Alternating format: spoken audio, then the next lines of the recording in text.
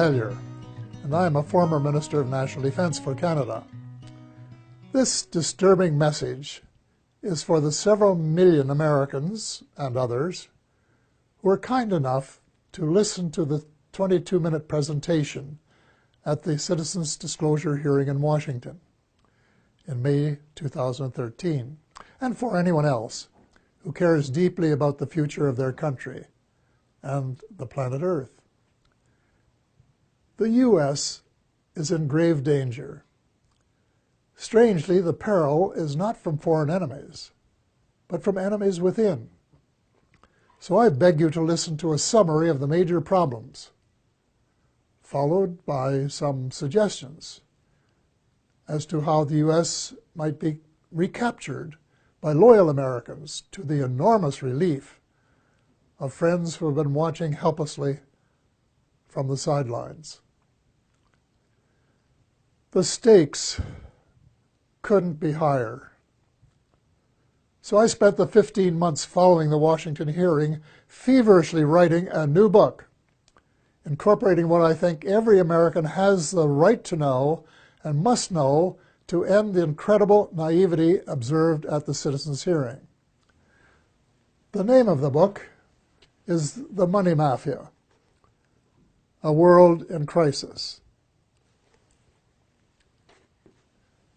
Most of my friends, both American and Canadian, tend to agree that the world is in a state of crisis. But very few are aware that the problems are not natural phenomena. They have been engineered by a very tiny elite group of rich, ruthless, and power-hungry people who have been deliberately keeping the majority of decent, hard-working taxpayers totally in the dark. The iron veil of secrecy is now nearing the end of its 7th decade. When World War II ended, little attention was given to Operation Paperclip, under which hundreds of Nazi scientists were brought to the U.S., given new identities, and then appointed to important jobs in the military and elsewhere. Some of them would have been aware of UFOs and the ET presence from their experience in working with them in the 1930s. The American military began to take the subject more seriously after retrieving one of the vehicles that crashed near Roswell, New Mexico, on July 4th, 1947, and decided to back-engineer its technology, which was light years more advanced than anything that we had known. On Tuesday, July the 8th, 1947, at 11 a.m. Mountain Time, Roswell Airfield Commanding Officer Colonel William Blanchard announced in a press release the recovery of a flying disc. That was the truth. Later that same day, at approximately 4:30 p.m. Central Time, Brigadier General Roger Ramey, commander of the 8th Air Force and Blanchard's supervising officer, presented to the press an alternative story. He claimed the Army had recovered a Rowan target device suspended by a neoprene balloon. That was a lie. In fact, it was the cornerstone lie of what was to become a cult of lying and disinformation that is still United States policy today, 68 years later. In my brief address to the Citizens Disclosure hearing, I said that the United States and much of the Western world is ultimately controlled by an unelected, unaccountable cabal. Its apex is the banking and financial cartel, followed by the oil cartel, the CEOs of the largest and most powerful transnational corporations, major intelligence agencies, including the CIA, the FBI, and the NSA, and a major slice of the U.S. military.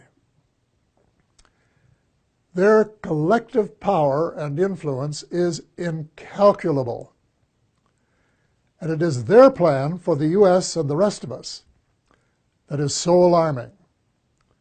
Their plan is an empire greater in size and power than any empire before it, They call this the New World Order, which, ironically, is the same name Hitler used for the smaller empire he imagined.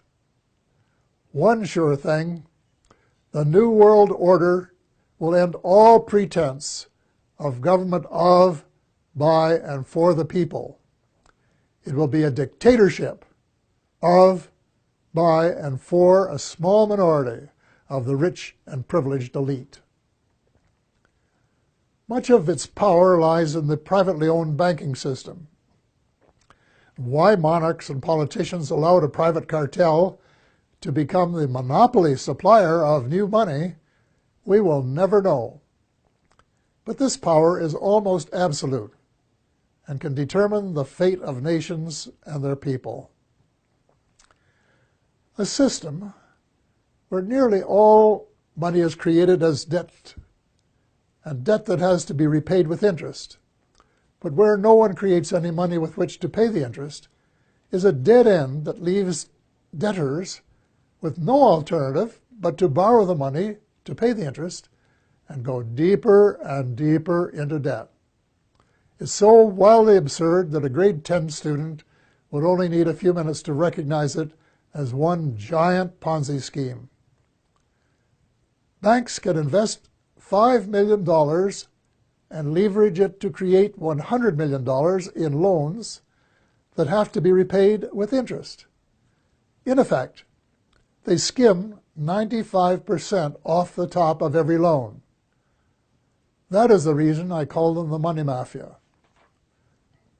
Monetary reform is the most urgent of all essential reforms, and my book contains a specific formula that the brave Occupy Wall Street protesters could have used to advantage when asked, "But what do you suggest?"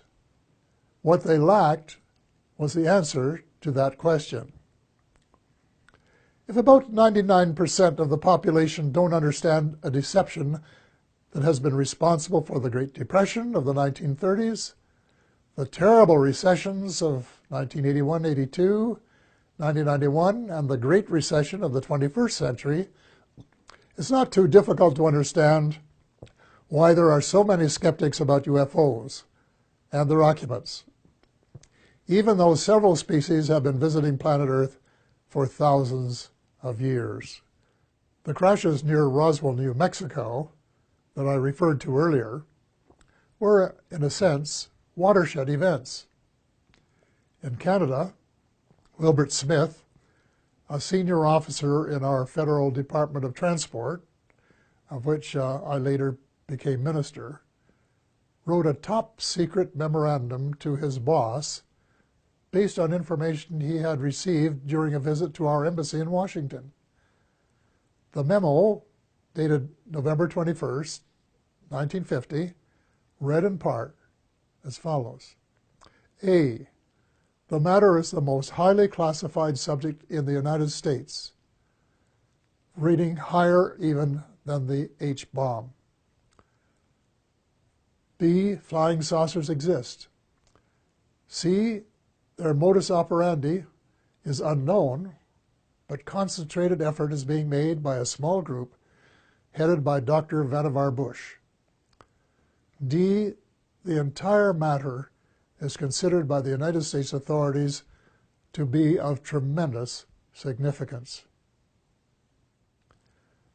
A control group of 12 senior civilian scientists and military officers was established by President Truman. They were known as the Majestic 12, or MJ-12, which issued a memorandum that included how to respond to UFO sightings by saying that they were natural phenomena, such as plasma or swamp gas, or that the observer might have been imbibing too much Jack Daniels bourbon. Nothing could be further from the truth. Under the Eisenhower administration, much of the physical engineering was transferred to underground facilities in Nevada and Arizona. Meanwhile, much of the control was transferred to civilian agencies in order to create plausible deniability as to its existence. When President Eisenhower wanted to take a look at the restricted areas, he was denied access. It was only when he threatened to send in the First Army that it was agreed that he could send 3 confidants to look at the secret areas 51 and S4. They reported that the Roswell vehicle was indeed being back-engineered by United States forces. President Eisenhower was so distressed by the situation that he included in his farewell address to the nation that his fellow Americans should beware of the military-industrial complex, which, according to one witness, was his way of saying that the ET file had fallen into the wrong hands. Indeed it had. It was under the control of the military-industrial complex, otherwise known as the financial, intelligence, and military wing of the all-pervasive cabal, which has seized control of the United States and much of the balance of the world. Beginning with Eisenhower, not one of the presidents of the United States has been given completely honest advice by his civil, military, and intelligence advisors, nor fully briefed on the ET presence and technology. The military-industrial complex adopted a strategy of perpetual warfare to enhance its own power and profit. It is inconceivable that this plan was discussed and approved in advance by any American president. Wernher von Braun, the German rocket scientist who came to the U.S. at the end of World War II, told my friend Dr. Carol Rosen, who worked with him, that they, the military-industrial complex, in order to maintain perpetual war, had to have an enemy. First, it will be the communists, he said. Then it will be the terrorists. And finally, it will be the ETs. So far, the plan has been unfolding exactly as forecast. The cabal, sometimes referred to as the shadow government, has been in control. When Sarah McClendon, veteran White House reporter, asked President Bill Clinton why he didn't do something about UFO disclosure, Clinton replied, and I quote, "Sarah, there's a government inside the government, and I don't control it." End of quote. Imagine the President of the United States and Commander-in-Chief of the Armed Forces isn't cleared to know what his troops are doing. Well, with the end of the Cold War, the Pentagon wrote a new defense plan, popularly known as a project for the new American century. It was very far-reaching and involved conquest of much of the world by financial or military means, whichever was easiest. The document, which very few people were aware of, admitted that it was so far-reaching that it might be too much for Americans to swallow in the absence of some catastrophic and catalyzing event like a new Pearl Harbor. Well, Lady Luck appeared to be on their side in the form of September the 11th, 2001. Amateur foreign pilots trained in the U.S. allegedly hijacked planes and flew them into the sides of the World Trade Towers 1 and 2, and then into the Pentagon. Later in the day, the buildings collapsed. President Bush declared war on the terrorists and invoked the provisions in the North Atlantic Treaty under which an attack on any one country is considered to be an attack on all. The reaction was unprecedented since the outbreak of World War II and the later attack on Pearl Harbor. The English-speaking world, in particular, was incensed, and a high percentage of Americans were prepared to nuke the perpetrators. Defense Secretary Donald Rumsfeld soon announced that, quote, "that means war against Iraq," end of quote, even though there was absolutely no evidence of Iraqi complicity, none whatsoever.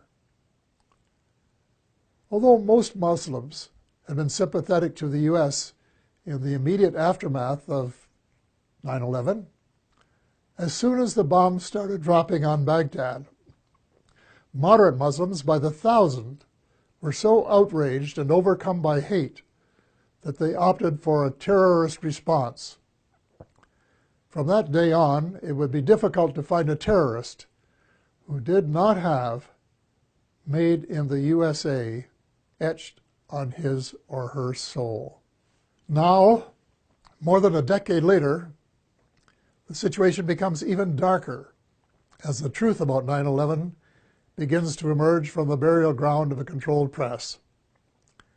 We find that high officials in the George W. Bush administration knew of the attack weeks in advance and made no effort to prevent it. On the contrary, the evidence points to complicity when we find that not just 2, nor 3 buildings collapsed, nor 4, nor 5, nor 6, but 7. Some, if not all, had been rigged for controlled demolition. But that isn't all. A new weapon of mass destruction was used that reduced the concrete and steel to dust before it reached the ground. If you have any doubts about this, get a copy of Dr. Judy Wood's book entitled, "Where Did the Towers Go?" 500 pages of meticulous evidence. The unfolding story reveals the greatest mass deception in history, with the most universally negative consequences. Far more important than the long lineups for security checks at airports. We have been stripped of our civil rights one by one, including, I regret to say, habeas corpus, reversing 800 years of progress. Country was set against country, religion against religion. Words like peace and negotiated settlement, which had been possibilities before 9/11, were lost in the jungle of lies. The cabal, also known as the military-industrial complex, was not interested in a just settlement. It wanted perpetual war, and that was what its heinous deception achieved. It also robbed the once great United States of America of its last vestige of moral leadership. Worse, by invoking NATO, it transformed a defense alliance into a U.S.-led task force. And by recruiting former countries from the Soviet Union, an obvious provocation to Russia, it has managed to create rumblings of a new Cold War. The danger lies in the fact that the New World Order is not limited to old boundaries and concepts of empire, and we seem hell-bent toward a third world war, horrible beyond human imagination. It must not be allowed to happen. Almost every president since Eisenhower has been under the control of the cabal, and President Obama, regrettably, has been no exception. Before he was sworn in as a new president, I saw a picture of his economic advisors, and I said, uh-oh, the same old gang who permitted the Bush recession. Nothing will change. Then when the president persuaded innocent allies to join in a second unwinnable war in Iraq, and a senior U.S. military commander confirmed that it would take several years to win, it was obvious that President Obama was playing the military-industrial alliance game, and that it would be the only winner. Extreme Islam is an ideology, and it can't be killed by smart bombs. Most ISIS recruits begin as young idealists who are repelled by the way the world is being run and are looking for a better way. Any effective strategy must be to win their hearts and minds, and not just to kill them and make them martyrs to a cause. Step number 1 is to convince President Obama that the policies of his predecessor benefit no one but the arms manufacturers. So all non-Muslim members of the coalition should withdraw from the war against the Islamic State and begin to reverse all of the wrongs committed by the West in recent years. Hate him or love him, President Obama is the only person in the world with the power to lead a penitent United States and its misled allies in the moral and spiritual revolution essential for a world of peace and justice, where the human species has a fighting chance to survive. The transformation has to be reversible before the next U.S. presidential election, which could be the point of no return. Ultimately, the Muslims must be allowed to settle their own problems. Before 9/11, Iraq was a Sunni dictatorship that treated its Shia brothers and sisters badly. The U.S. deposed Saddam Hussein and established a new Shia majority that treated its Sunni minority unfairly. The seeds of further conflict were born. The Muslims must resolve their age-long differences as Christians and of different denominations have recently been able to do. Perhaps the United Nations might be invited by the Muslims to convene a meeting of both temporal and religious leaders in search of a better way of settling grievances and differences. Meanwhile, it's time that all the Abrahamic religions, Christianity, Judaism, and Islam, kissed and made up. I was in my 80s before I knew that Allah was my God. My guess is that the majority of Christians are equally ill-informed. And the Israelites should start treating Palestinians as the blood brothers that they really are, instead of as inferior beings.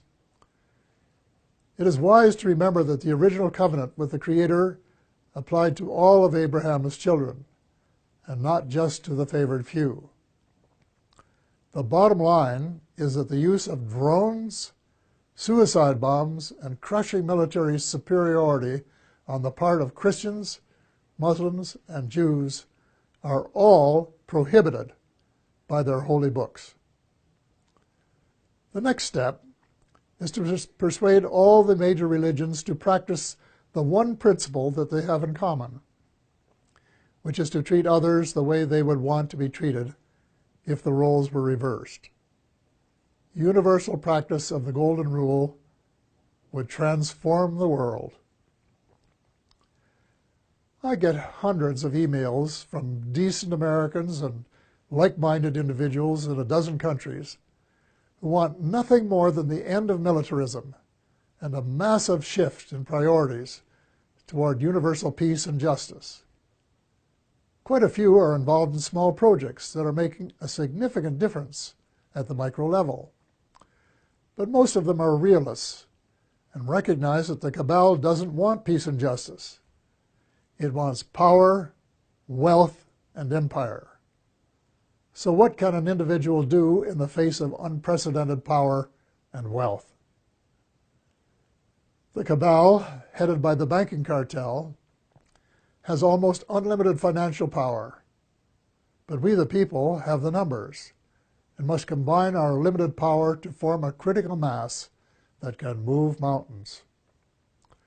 There is no guaranteed formula, but an educated guess would be that if 5 million decent and determined Americans got a copy of The Money Mafia, A World in Crisis, read it carefully, and then actively supported the comprehensive action plan set out in it, a miracle could happen. Each one of the 5 million would have to write a personal letter to the president, their senator, and their congressperson, demanding action forthwith in each of the critical areas in the same spirit of bipartisanship that would be expected in a war to save the world, which is exactly what is at stake. I am not going to repeat the list of essential reforms here, except for a few key items. The U.S. should play a leadership role in ending the private bankers' monopoly to print money. Actually, it isn't really money, it's just credit created out of thin air, a computer entry, and restore some of the power to the people that is rightfully theirs. President Obama can mint $2 trillion platinum coins to get the ball rolling, while legislation is prepared to take over the Fed and establish a 100% publicly owned central bank, a central bank of the United States. There cannot and will not be peace and justice on earth while the Fed continues to exist. Speaking of justice, if President Obama really wants a place in history as a friend of the 99% rather than the 1%, he can fast-track the Trans-Pacific Partnership into oblivion. Even the name is a lie. There is no way it is a partnership.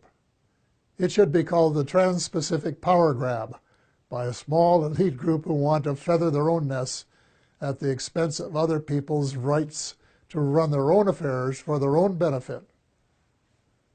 So the choice is yours, Mr. President, to decide if it will be the people or the cabal. There must be full disclosure of what the cabal and the U.S. shadow government have been doing since World War II. To what extent has the extraterrestrial space and weapons technology been back-engineered? And is it true, as the late Ben Rich, former CEO of Lockheed's Skunk Works, said, and I quote, "We, the U.S., now have the technology to take E.T. home," end of quote. The extent to which there has been collaboration between the cabal and the ETs. What species? What motives?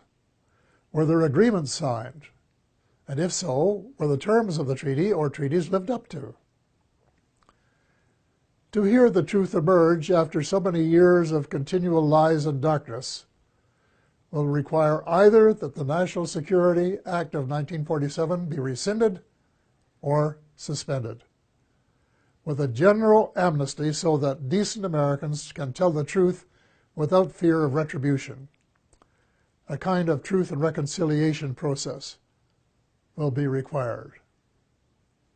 Then there are the positive benefits that must be pursued.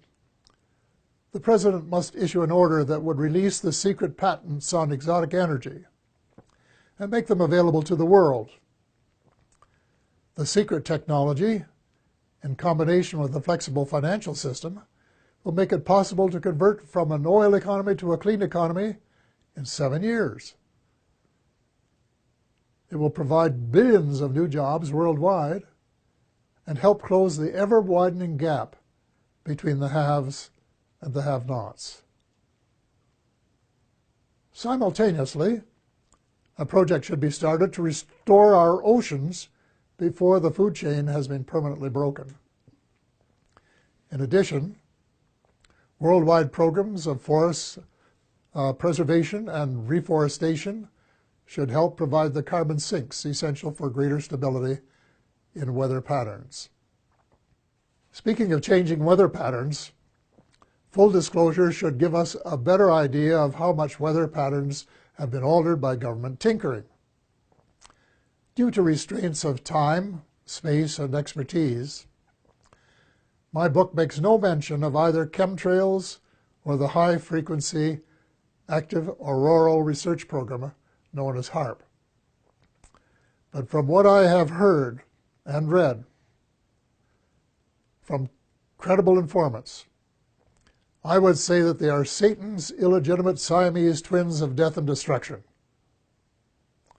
If so, they should be terminated at once and relegated to the netherworld from which they came.